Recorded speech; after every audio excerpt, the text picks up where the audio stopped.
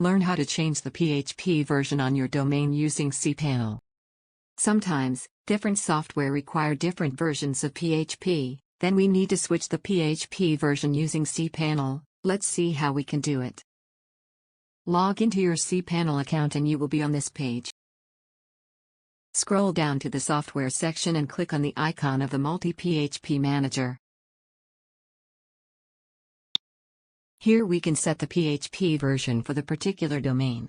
There is a box before the name of the domain we want to change the PHP version for. Click to check the box. Now go and select the PHP version we need from the drop-down list.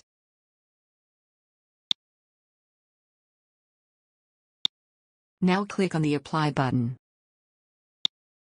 That's it, we have successfully changed the version of PHP. Now you can see the PHP version of the selected domain has been changed. Thank you for watching.